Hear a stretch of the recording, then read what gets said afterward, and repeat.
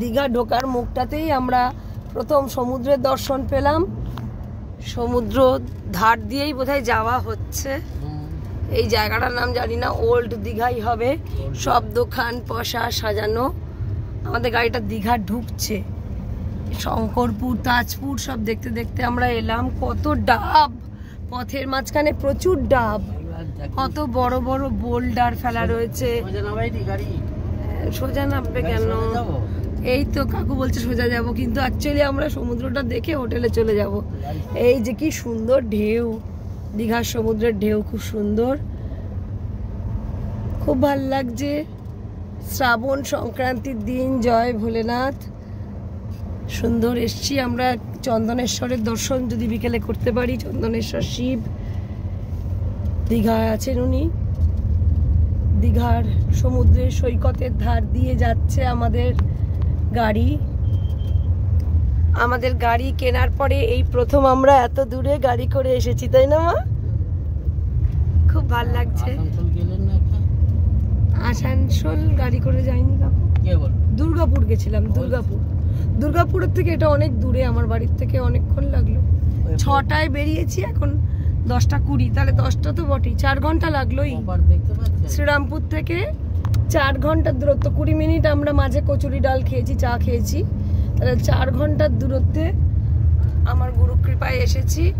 Because পরশু দিনই একজন দীঘা এসেছিল গাড়ি নিয়ে, সে বলেছে যে 6টায় বেরিয়ে 1টায় পৌঁছেছে। আমি সমানে আমার গুরুকে ডাকছি যেন টাইমলি আমরা দীঘা পৌঁছে যাই, অনেকক্ষণ যেন জ্যামে আটকাই না। সেসব বলতে বলতে সত্যি ঠাকুরের কৃপায় চলে এসেছি 4 ঘন্টাতে। So nice. সমুদ্রও ভালোবাসি, সাগরও ভালোবাসি, আর পর্বতও ভালোবাসি। এখন আমার এই দশা, কেন কি আমি মেরিন ড্রাইভ, জুহু বিচ খুব এনজয় করেছি। সমুদ্র, পুরীর সমুদ্র দেখেছিলাম, আবার এই দীঘার সমুদ্র, দীঘার ঢেউ দেখতে দেখতে যাচ্ছি।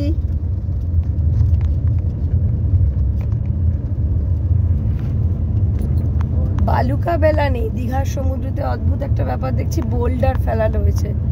বালুকা বেলা নেই, এপার ওপার। কাকু ঠিকই বলছিল, সমুদ্র পুরো এপার ওপার যাচ্ছে। হ্যাঁ, আমরা দেখতে দেখতে আসছিলাম কত মাছ চাষের জায়গা, ভেড়ি, তাজপুর, শঙ্করপুরে। দীঘা থেকে পিলি,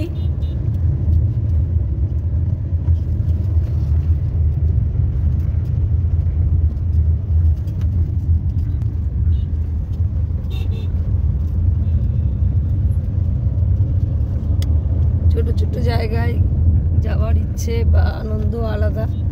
দীঘা ঘরের কাছে হওয়া সত্ত্বেও আমাদের আসা হয়নি। মধ্যযাপনে আজ আসতে পেরে ভীষণ ভালো লাগছে, বাবাকে মিস করছি।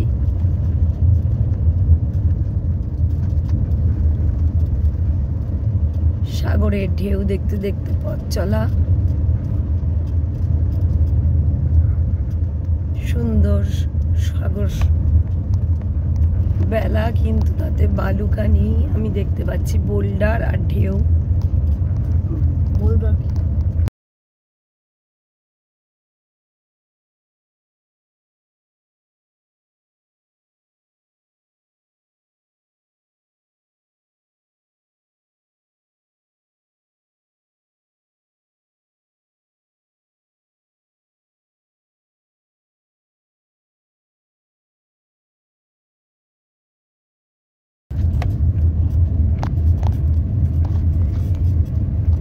ওল্ড দীঘা দিয়ে যাচ্ছি। এটা আমরা, কাকু বললো এটা ওল্ড দীঘা। আরব সাগর দর্শন হয়েছিল ফেব্রুয়ারি মার্চে, জুহু বিচ, মেরিনা বিচ, তারপরে সোমনাথ। সেখানে আমরা আরব সাগরের দর্শন পেয়েছি, বেট দ্বারকায়, পোরবন্দরে। আবার আজকে দীঘার দর্শন।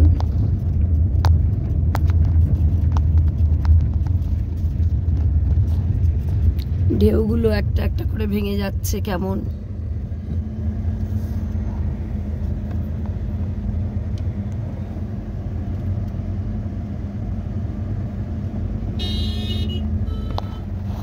আদিগন্ত বিস্তৃত জলরাশি, প্রখর তপন তাপে চারদিক ব্যাপ্ত। আমরা দেখছি অনেক ডাবের দোকান সাগরের ধারে পাওয়া যায়। চাঁদিপুরেও আমরা এরকম ভাবে ডাব দেখতে পেতাম।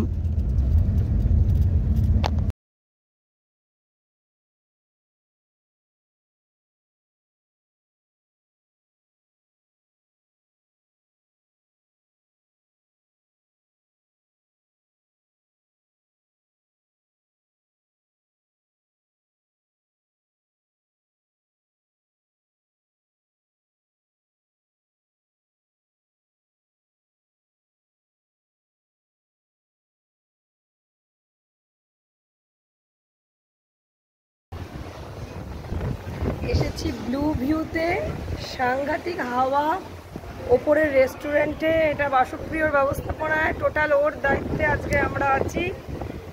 23 পাবলিকেশনের এটা নিজস্ব উদ্যোগ, blue view hotel and restaurant. ওই যে দূরে আমাদের গাড়িগুলো দেখা যাচ্ছে, একদম রেস্টুরেন্ট আমাদের একতলাটাতেই আমরা আছি, জাস্ট নিচটাতে। আর দোতলা থেকে সমুদ্রের এই অপূর্ব স্রোত দেখতে পাচ্ছি আমরা। খুব সুন্দর আদিগন্ত প্রসারী সমুদ্র। রেস্টুরেন্টটা দোতলাতে, ব্লু ভিউ। মা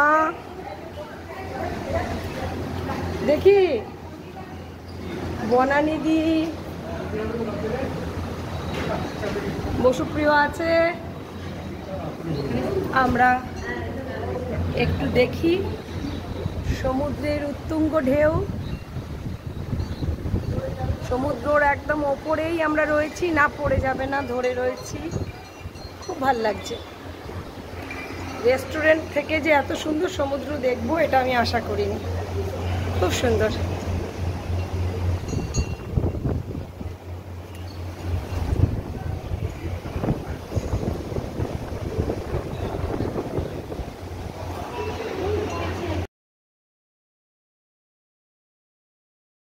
ছোট ছোট মাছের ভেড়ি রয়েছে। আমরা এখন সাগরের দর্শন করতে করতে সাইড দিয়ে চলে এসেছি। ছোট্ট ছোট্ট মাছের ভেড়ি পাস হয়ে যাচ্ছে। আমরা বোধহয় রিসর্টের দিকে যাচ্ছি।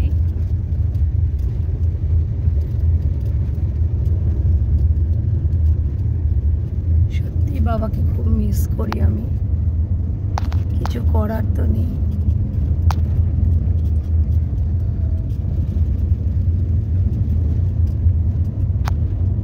মার কাছে যদিও বাড়িও যা দীঘা হতাম, মা খুব একটা উৎসাহিত না।